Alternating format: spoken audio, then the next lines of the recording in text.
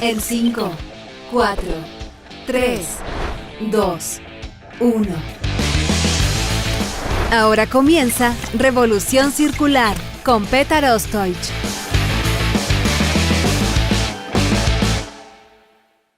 ¿Cómo están, amigos? Bienvenidos a Revolución Circular, podcast de economía circular y cuarta revolución industrial aquí en TX Plus, el primer gran medio digital de ciencia y tecnología. Soy Petar Ostoich y les recuerdo que pueden ver este capítulo y todas las entrevistas anteriores del podcast visitando nuestra página web en www.revolucioncircular.org. Hoy nos acompaña Isidro Pereda, gerente general de Resimple. Isidro es ingeniero civil industrial de la Universidad Católica de Chile. Fue gerente general de Recupac por casi 10 años, es académico del programa Magíster de Sustentabilidad de la Universidad Mayor en Chile, tiene un magíster en gestión de la sustentabilidad de la Universidad del Desarrollo también en Chile y ha sido consultor en sustentabilidad, economía circular, ley REP, sistemas de gestión, reciclaje y envases y embalajes. Isidro, muy bienvenido a Revolución Circular. ¿Qué tal, Petar? ¿Cómo estás? Un gusto estar por acá. Muchas gracias y te agradezco que hayas venido porque vamos a tratar un tema muy atingente y muy importante, particularmente en Chile, pero me atrevería a decir que también es un ejemplo de lo que está pasando en América Latina. Pero antes, Isidro, de entrar en ese tema tan apasionante que es la ley REP, te agradecería como contexto para quienes nos acompañan en Chile, en América Latina y en el resto del mundo que nos contaras qué es Resimple, cuál es su historia y cuáles son sus principales servicios y soluciones. Bueno, Resimple nace a propósito de la ley REP que señala que los productores, es decir, las empresas que venden productos envasados, ya sea porque lo envasaron en Chile o porque lo importaron previamente envasado, tienen que hacerse cargo de recoger y reciclar esos residuos de envases y embalajes. Y para esto se organizan en una corporación de derecho privado sin fines de lucro, que en este caso Resimple nace así, nace como una corporación para hacerse cargo de organizar y financiar la gestión de envases y embalajes a lo largo de todo el país del producto prioritario, valga la redundancia, envases y embalajes de la ley REP de Chile. Perfecto. Partamos por lo básico. A mí me gustaría por los principios básicos, como dice Elon Musk con todas sus compañías. ¿Qué es la ley REP?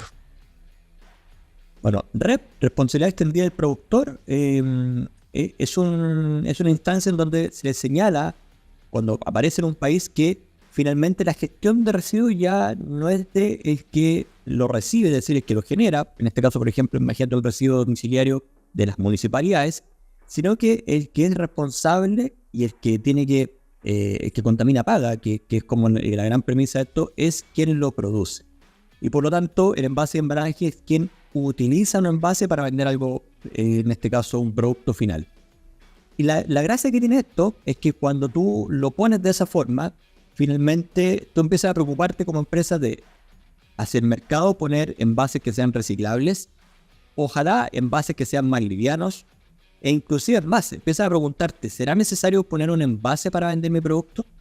Entonces empiezan a aparecer cuestionamientos que bajo la lógica anterior da lo mismo poner un sobreembalaje, pero en esta lógica en donde a ti te cuesta financieramente y también en términos organizacionales de cómo hacerlo, empiezas a preguntarte si tiene sentido seguir vendiendo algo que podría, por ejemplo, ponerlo en forma de reutilización o bien de otra manera de cómo lo estás haciendo ya. Por lo tanto, es una lógica de mercado súper interesante, muy pro economía circular y efectivamente aparece la responsabilidad en quienes son los que tienen, los que toman la decisión de cómo vender algo.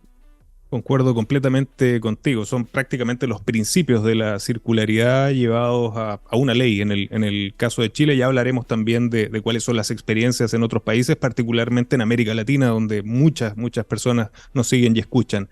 Isidro, ¿cómo ha evolucionado la ley REP desde su promulgación en Chile en el año 2016? ¿Y cuál es su relevancia en el contexto de la economía circular, particularmente en Chile? Bueno, el 2016 ha pasado harto tiempo y básicamente porque hacer un decreto que ponga en práctica con metas, objetivos y obligaciones no es trivial, sobre todo pensando en una cosa tan extendida como son los envases y embalajes. La primera cosa, por ejemplo, que empezaron a preguntarse, cuando uno decía un productor de envase y embalaje, uno se imagina de inmediato a alguien que fabrica un envase. Entonces, la primera cosa que uno tiene que preguntarse es, ¿quién es el que debe estar regulado? ¿El que fabrica el envase o el que lo usa? Entonces, para todo ese tipo de instancias más de detalle, de quién es el regulado, cómo se van a regular, van a existir metas por materiales, cómo van a ser ese tipo de metas. Y aparte de las metas van a existir otras obligaciones. Por ejemplo, en Chile aparece la obligación de recolección desde las casas, obligación de cobertura a través de instalaciones de recepción y almacenamiento. ¿Por qué? Porque somos un país extremadamente largo, en donde si no tenemos esto se va a concentrar en la región metropolitana, y lo más probable es que personas que están en los extremos de nuestro país, esta ley REP no iba a llegar nunca o muy, muy adelante. Por lo tanto, el decreto, que fue cómo se puso en práctica la ley REP, fue el que se demoró más para que ahora, el 16 de septiembre, ya comenzara formalmente la ley REP a operar en nuestro país. Interesante y realmente impresionante el tiempo que ha pasado, ¿no? Y también quizás la necesaria discusión, que espero también esta entrevista ayude mucho a aclarar conceptos y particularmente la ley. Isidro, ¿qué desafíos y oportunidades representa la ley REP para las empresas chilenas, especialmente en términos de infraestructura y cumplimiento de metas de reciclaje? Bueno, primero aquí nace un ecosistema que hoy día está bastante poco desarrollado en nuestro país, que es el ecosistema del reciclaje domiciliario. Cuando tú hoy día pones una empresa, por ejemplo, para poner puntos limpios, tú dices, chuta, ¿cómo hago para que estas empresas sean sustentables? Tengo que cobrar un servicio a alguien. Y hoy día la verdad es que no hay muchas empresas que estén dispuestas a pagar un servicio por eso. En cambio ahora, la ley REP lo que hace es obligar a las empresas a través de los sistemas de gestión a organizar estos servicios de reciclaje. Puntos limpios, puntos de acopio, puntos verdes, recolección desde las casas. Es un ecosistema nuevo que nace a propósito que esta ley pasa los dineros desde los productores a través del sistema de gestión para que los gestores empiecen a avanzar con todos estos servicios de reciclaje a lo largo del país. Claramente es un ecosistema que se fortalece, también un fortalecimiento con el trabajo con recicladores de base, y por lo tanto eso hace que todo esto que antes se hacía de alguna manera se venga para fortalecer y venga para quedarse como una especie de servicio como si fuese un servicio de la basura, pero un servicio de reciclaje. Súper interesante. Isidro, ¿cómo se compara la ley REP y sus objetivos con las políticas de reciclaje y particularmente de economía circular en experiencias como en Europa, considerando que Europa ha tenido más de 30 años de avance en esta materia? Claro, cuando uno dice, oye, ¿por qué en países como Alemania reciclan? Y claro, la ley REP partió en Alemania en el año 90, por lo cual tenemos 33 años de experiencia que nosotros recién la estamos tomando ahora. Las metas con las cuales nosotros queremos llegar de aquí a 12 años, que es quintuplicar las metas de recolección y reciclaje en base de embalaje, son metas que los europeos se separaron 20 años. Por lo tanto, nosotros vamos a transitar en 20 años, en 12, básicamente porque tampoco tenemos espacio para esperar mucho más de transitar a dejar de botar todo a los rellenos sanitarios. Cosa que, claro, en Europa uno dice, oye, ¿cuánto cuesta botar a la basura? Muchísimo más que reciclar. Y aquí pasa al revés. La paradoja acá en Chile es que botar a la basura domiciliaria cuesta mucho menos que reciclar. Y por lo tanto, muchas comunas hoy día están botando toda la basura, no se hace nada por reciclaje porque es muy caro. Esto cambia la forma en que hoy día se genera todo este ecosistema y nos pone en la órbita europea. En la órbita europea es que los sistemas de gestión a lo largo de todo un país, en este caso, provean servicios de infraestructura de reciclaje para que cada ciudadano pueda contar con algo independiente de vida donde tú puedas reciclar. Algunas veces he visto unas gráficas, claro, antes de que aterrizara con fuerza la economía circular, estábamos en lo que se denomina la economía del reciclaje, ¿no? Muy liderada por la experiencia de Europa, y por eso yo entiendo que Alemania u otros países en ese continente tuvieron el tiempo para poder desarrollar e ir avanzando, transitando lentamente la economía circular. ¿Crees que la circularidad va a ayudar a acelerar esta transición en Chile y en América Latina, donde tenemos que tener esta aceleración del proceso? ¿Lo ves así o solamente crees que va a ser conseguible a través del reciclaje y de las mismas prácticas propias del reciclaje? No, fíjate que yo lo veo así porque hoy día hay mucho más apertura a qué se está haciendo en otras partes. Cuando uno hace una innovación, por ejemplo, respecto a la retornabilidad de ciertas cosas. Exacto. La retornabilidad, por ejemplo, de envases de servicio de comida, que es una cosa que era impensada, pero ahora con las nuevas tecnologías es mucho más fácil poder realizarlo. Yo creo que van a existir hoy día muchas prácticas que en otros países están, que van a aparecer en Chile y que van a favorecer para que un envase no se produzca primero, Pero lo otro importante que tenemos que hacernos cargo es qué pasa con los envases que ya se produjeron. Entonces ahí la ley REP bastante buena para eso, porque primero te dice ya, perfecto, hazte cargo de los envases que se están produciendo. Pero por otro lado, te dice, mira, si usted es una empresa que va a hacer puro envase retornable, olvídese los costos de la ley REP. Y eso es un incentivo clave para que tú te preguntes aguas arriba si necesitas, en este caso, un envase para vender tu producto. Entonces yo creo que es un complemento de ambas cosas. Excelente, excelente ejemplo, muy clarificador, justamente promoviendo la transición hacia una economía circular. En Anglo American creemos que innovar en minería es desafiar los límites para desarrollar nuevas soluciones que mejoren la vida de todos. Anglo American, desde la innovación, lo cambiamos todo. Isidro, cuando describías Resimple lo señalaste, los sistemas de gestión de residuos, GRANSIC. ¿Qué son estos sistemas de gestión y cómo funcionan en el contexto de la ley REP? Primero, funcionan como una corporación que no reparte utilidades, que no tiene ánimos de lucro, es un centro de costos. Es un centro de costos que se financia con las empresas y los sistemas de gestión cobran una tarifa a las empresas, una tarifa por material, unitaria igual para todos, y que cada uno paga en virtud de la cantidad de envases que pone de ese material en el mercado.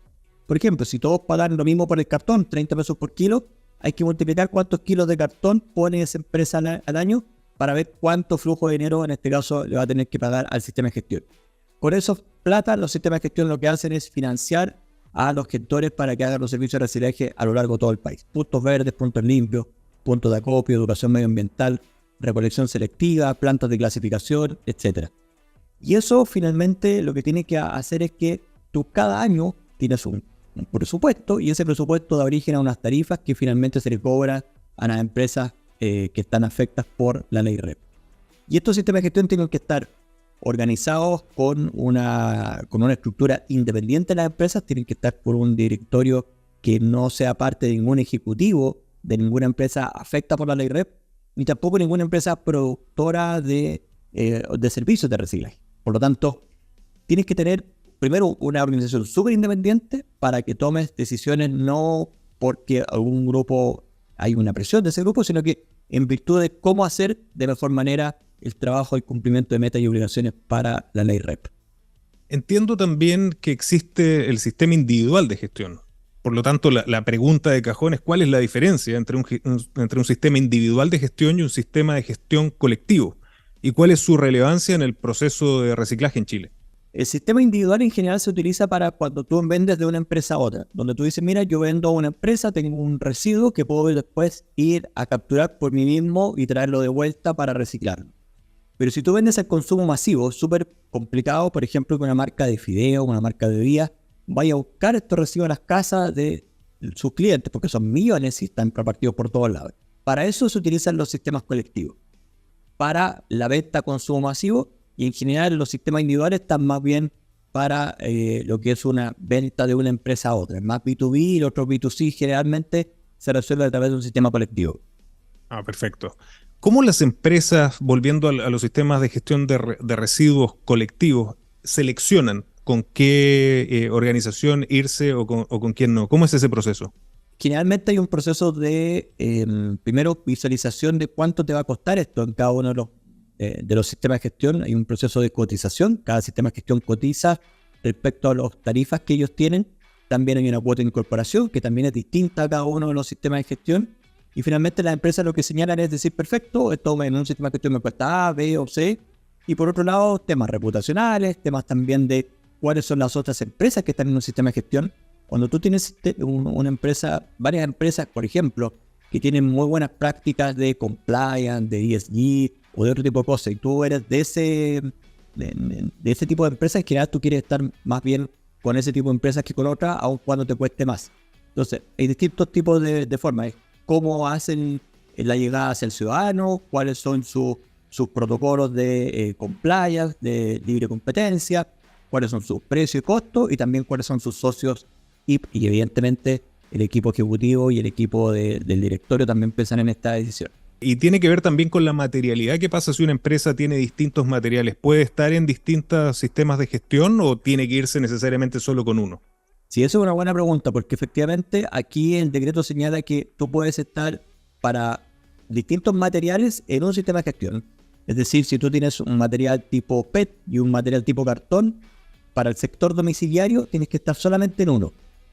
Pero si tú tienes un sector, tienes envases del sector domiciliario y no domiciliario, puedes estar en uno o en más de uno.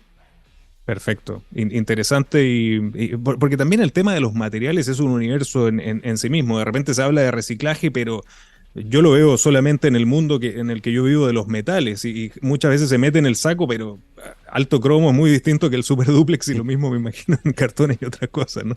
No, efectivamente, claro, aquí cada materialidad tiene su... Bueno, y otra cosa que va a pasar mucho, Petar, es que hoy día en Chile la industria del reciclaje va a ir creciendo cada vez más porque vas a tener la posibilidad de tener más material, por ejemplo, en los Tetra Pak. Hoy día van a empezar a existir plantas de reciclaje de Tetra Pak en Chile y el Tetra Pak se exporta y eso ya cambia cómo el ecosistema se hace cargo de un envase en particular que uno podría decir, oye, no es tan difícil, pero lo mismo pasa con cierto tipo de plástico, etcétera. Esto va a ir creciendo y cambiando para favorecer y robustecer esa eslabón del reciclaje. Y no tengo duda que va a ir en línea del triple impacto de generar crecimiento económico sostenible, crear empleos de calidad y descarbonizar nuestra economía. Así que por lo menos vamos bien encaminados en la teoría. Pero vamos de vuelta a la práctica, Isidro. ¿Cómo están colaborando los GranSIC, estos sistemas de gestión, con los municipios y las comunidades locales para cumplir con las metas de recolección y reciclaje? Nosotros cuando teníamos que hacer un plan de gestión en donde abarcábamos distintos municipios, nos preguntamos cuáles son los municipios con los cuales vamos a trabajar. Y definimos 3 tipos de ejes. Los municipios costo eficientes, que son municipios que tienen, por ejemplo, muchas viviendas en altura, muchos departamentos, o municipios que tengan experiencia previa en reciclar. Pero también quisimos decir, vamos a ir a regiones prontamente. Por lo tanto, el eje regional para nosotros es súper relevante de tener muchas regiones y hoy día tenemos convenios con municipios desde Arica hasta Punta Arenas. Vamos a partir, de hecho, este año desde Arica a Punta Arenas con puntos limpios en cada una de las regiones. Y por otro lado, comunas vulnerables, comunas en las cuales los municipios, por tener poco presupuesto, no hayan tenido la posibilidad de tener servicios de reciclaje. Costo eficiente, comunas de regiones y comunas vulnerables es el mix de comunas en las cuales nosotros vamos a estar operando a lo largo de todo este tiempo. Nosotros tenemos un plan de gestión aprobado para 5 años, que luego se renueva para 5 años más, según señala la normativa. Pero nuestra idea es que ojalá en 5 años podamos tener en cada una de las comunidades de nuestro país algún servicio de reciclaje para que cualquier vecino o vecina tenga dónde reciclar sus envases y embalajes. Excelente. Como tarapaqueño, como persona de región, te hago esta pregunta, Isidro, particularmente por las características de nuestro país, ¿no? Tan largo y también desindustrializado, muy centralizado en sus capacidades de reciclaje.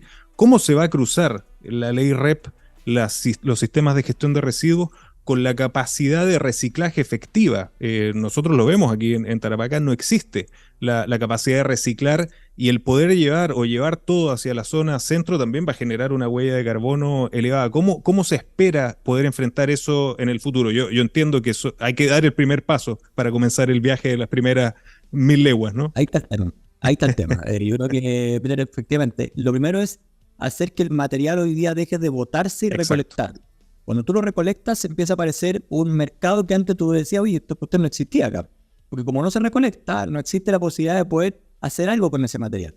En la medida que tengamos más cantidad de material recolectado, cada una de los territorios van a empezar a decir, oye, ¿qué hay oportunidades para que hagamos algo con esto?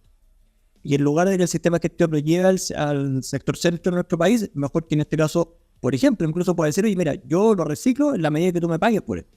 Y aparece un mercado que hasta el momento era inexplorado. Nadie se hubiese pensado que alguien estuviese dispuesto a pagar incluso porque alguien lo recicle.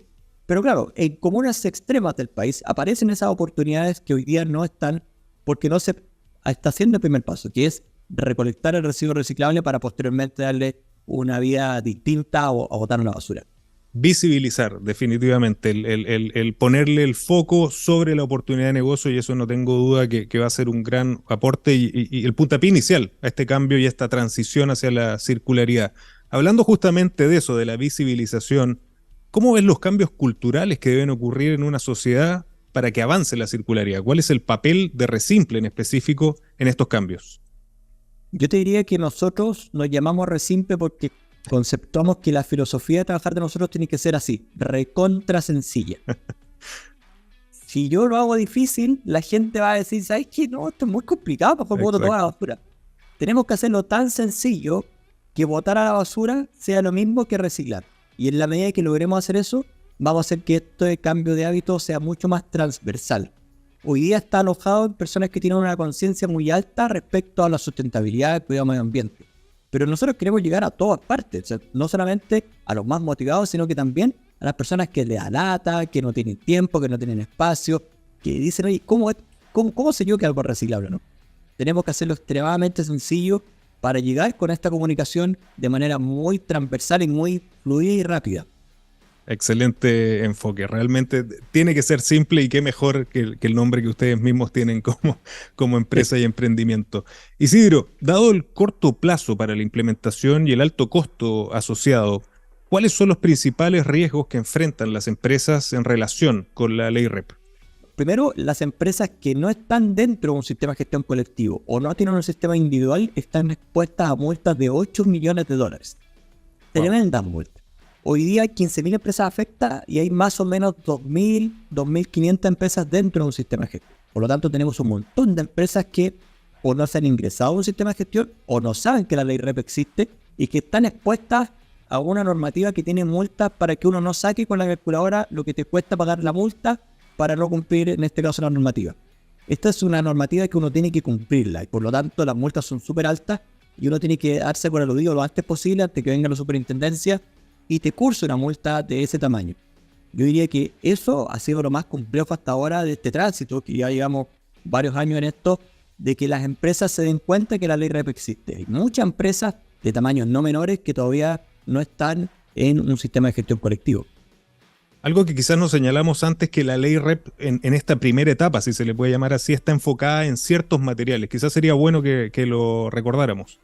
Sí, efectivamente, están, los de los productos prioritarios está neumáticos, está pilas, baterías, aparatos electroelectrónicos, aceite lubricantes y aparece envase y embalaje. Las dos materiales que tienen ya decretos que contemplan multas son neumáticos y son envase y embalaje. Neumáticos partió el 20 de enero de este año y envase y embalaje partió el 16 de septiembre de este año. Por lo tanto, si usted es una empresa que vende algo envasado por primera vez en nuestro país, ya sea porque lo envasó en Chile o porque lo trajo importado, lo más probable es que esté afectado por la ley REP, porque las únicas empresas que están exentas son las microempresas o las empresas que ponen menos de 300 kilos de envases en un año. Importante precisión. ¿Qué sistemas de reporte y asesoría técnica necesitarán las empresas para cumplir con las regulaciones y reportar adecuadamente a la autoridad ambiental aquí en Chile? Sí, nosotros estamos dando asesorías gratuitas a las empresas que son socias, básicamente porque lo primero que tienen que hacer es cuantificar cuántos envases ponen en el mercado. ¿Qué significa esto? Que por cada SKU tú tienes que saber cuántos kilos de cartón, de plástico tipo 1, 2, 3, 4, etcétera, tú pones en el mercado. Y eso es una contabilización que se tiene que hacer de una manera muy meticulosa para que finalmente los kilos o las toneladas que tú informes sean los apropiados para que posteriormente vayamos a buscar un porcentaje de eso y cobremos al respecto de eso. Esa es la primera parte en donde las empresas tienen que hacerse cargo de cómo hacer que ese dato llegue, en este caso, a los sistemas de gestión. Y lo otro es en la gestión de los patios traseros. Cuando yo genero residuos, ¿cómo me hago cargo y con qué tipo de empresa y cómo reporto eso? Todo eso está contemplado en los servicios que nosotros como sistema de gestión proveemos a las distintas empresas. Perfecto. ¿Qué oportunidades, Isidro, representa la ley REP para la creación de empleos verdes, que es un tema súper sensible, particularmente en el momento que estamos viviendo, no solamente en Chile, sino que a nivel global, y el impulso del emprendimiento e innovación en Chile y también después, cuando hablemos un poquito más de estas mismas iniciativas en el resto de América Latina? Claramente, la ley REP lo que hace es señalar aquí hay un costo que nadie está pagando. Y ese costo lo tienen que internalizar las empresas que están poniendo cosas en el mercado que generan residuos. Y por lo tanto, cuando tú empiezas a hacer que ese costo aparezca, ese costo finalmente hace que emprendedores, empresas, empiecen a aparecer con servicios que hasta hoy día no eran posibles mantenerlos porque eran económicamente inviables. Esa viabilidad económica hace que claramente muchos emprendimientos y muchas necesidades aparezcan hoy día como una gran oportunidad de empleos verdes. Y ahí el Ministerio calculaba más de 100.000 empleos verdes en la medida que esta ley vaya creciendo, básicamente porque imagínate que uno va a una comuna en donde no hay nada. si tú quieres poner un punto limpio, quieres poner una planta de clasificación, una recolección selectiva, educación medioambiental, todas esas son necesidades de empleo que van a aparecer en esa zona en particular. Y ahí es donde los emprendedores tienen que estar con las orejas muy paradas, con los ojos muy abiertos, porque van a empezar a aparecer a través de las licitaciones que nosotros semana tras semana estamos lanzando varias licitaciones de servicios de reciclaje, en las cuales estamos necesitando que aparezcan muchos proveedores para estos fines. De lo que nadie se va a poder quejar es que no hayan oportunidades, definitivamente, porque, discúlpame que me ponga ingeniero civil mecánico, pero la entropía va a tener que tener un precio ahora, y esa es la oportunidad que va a existir. Isidro, ¿cómo pueden las empresas decidir a qué Gran SIC adherirse? ¿Qué consideraciones deben tener en cuenta? Ya nos señalaste algunas como la reputación, ¿y por qué tienen que elegir e irse con Resimple? Yo te diría que aquí paso un aviso en donde las empresas tienen que estar en algún sistema de gestión. Esa es la primera cosa. Independiente de donde sea, que sea A, B, C, D, no importa. Estén dentro de un sistema de gestión porque si no están expuestos a multas muy elevadas. Posteriormente, cuando uno pasa lo que señalaba antes, temas reputacionales, temas de costos, de tarifa, bienvenido que en este caso escojan Resimple, pero en la medida que también se sientan ellos a gusto de estar con nosotros y también de tener nuestra filosofía, que significa impactar al consumidor final a través de servicios que hoy día sean mucho más sencillos, mucho más transversales, inclusivos y también transparentes. En la medida que eso ocurra y que las empresas estén de acuerdo a que nosotros vayamos con eso, oye, bienvenido sea. Nosotros hoy día contamos con más de 1.500 marcas con nosotros, en las cuales tenemos ya una gran potencia en distintos rubros, en envase, embalaje, en retail, en empresas que son incluso B2B. Abarcamos un montón de rubros distintos y lo primordial para nosotros es que los temas de libre competencia, los temas de compliance, los temas de transparencia respecto a la información sean clave para que las empresas también estén contentas y conformes de estar en este sistema de gestión colectivo. Solamente porque es el tema central de nuestro podcast, me gustaría saber tu opinión específicamente sobre la economía circular. ¿Qué rol juega la circularidad en la ley REP y más allá incluso, Isidro, en esta transición, en este puntapié inicial que es la ley REP, en este camino hacia un desarrollo sostenible? Bueno, claramente la economía circular es en la teoría algo en el cual uno no podría rentarse al respecto. Pero por algo no funciona. Y algo que falta para que gatille son, por ejemplo, normativas como la ley REP.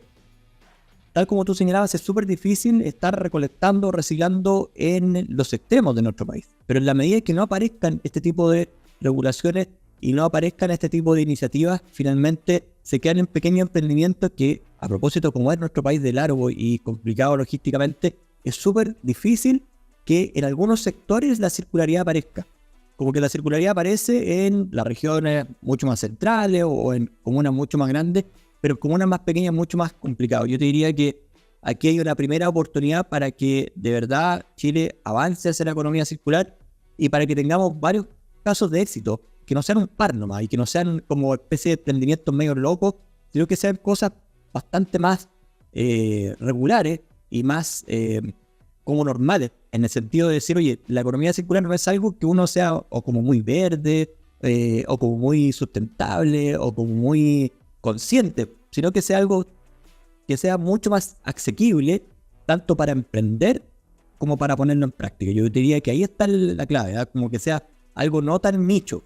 Claro, algo tangible, algo real, es lo que decimos en Revolución Circular, un modelo de negocio. Y el sueño de cada persona que promueve la economía circular es que no se hable más de economía circular, sino que se hable de economía, sea tan circular que ya sea una economía. Isidro, ¿qué mensaje le puedes dejar a las personas que nos ven y escuchan en Revolución Circular, tanto en Chile, en América Latina, que es un público gigantesco, al que tenemos también como experiencia quizás desde Chile para América Latina y el resto del mundo? Primero, soy muy honrado de estar acá. Hace rato que los vengo siguiendo, no me pierdo los capítulos que a menudo ustedes van sacando, así que bienvenido y muchas gracias por esta invitación. Segundo, que cuando uno tiene en sus manos un envase que finalmente uno opta por botar, tiene que pensar en ese momento en que ese envase lo más probable es que sea reciclable y lo único que uno tiene que hacer son 3 cosas. Tiene que estar limpio, seco y aplastado. En la medida que uno tenga un envase limpio, seco y aplastado, lo más probable es que esté listo para ser reciclado. De esa simpleza es lo que estamos hablando acá en Resimple, para que finalmente todas las vecinas y vecinos, independientemente de donde estén, tengan un lugar donde ir a reciclar sus residuos, y evitemos que esos residuos vayan a la basura, porque cada vez nos estamos encontrando con menos espacio para relleno sanitario, menos espacio para vertederos. Y cuando ya no tengamos espacio, vamos a darnos cuenta que debimos haber reciclado hace mucho antes, o preocuparnos incluso un poquito antes de no generar ese residuo. Pero claramente la peor alternativa que nosotros tenemos hoy día es tomar un residuo y solamente botarlo a la basura. Tenemos que preguntarnos, ¿este envase es reciclable antes de botarlo a la basura? Y si es así, elijamos reciclar de todas maneras en lugar de seguir enterrando envases y embalaje en la basura. Tal cual lo dices, un residuo es un material valioso puesto en las manos equivocadas, y me encanta tu mensaje, re simple tu mensaje, así que lo felicito por eso. Isidro, ¿dónde podemos invitar a quienes nos siguen a conocer más sobre Resimple y sus iniciativas? www.resimple.cl, y tenemos también canal de YouTube, tenemos Instagram, tenemos LinkedIn, los cuales pueden seguirnos y poder empezar a visualizar cómo es la ley REP, de qué se trata, qué es lo que son en este caso las obligaciones que tiene la empresa, o como consumidor, qué es lo que hago para reciclar, o como municipio, cómo opto a que Resimple llegue a mi territorio. Eso es súper importante. De repente uno piensa que uno llega a un municipio y es súper sencillo llegar. No, creo que es mucho más complicado de lo que uno creería. Y por lo tanto hay muchos municipios que dicen, oye, ¿por qué no han venido para acá? Oye, yo creo que es súper importante que nos contacten para provocar este lazo que tiene muchas cosas, como tú decías, hay un triple impacto acá muy, muy notable, que tenemos que, ojalá, acelerarlo lo más que podamos. Excelente, Isidro. Isidro, muchísimas gracias por venir con nosotros a Revolución Circular. Muchas gracias a ti, Peter. Un gran abrazo a todos y a todas. Muchas gracias. Y a ustedes, amigos, gracias también por acompañarnos, y recuerden que los espero la próxima semana con otro gran caso de economía circular y cuarta revolución industrial. Nos vemos.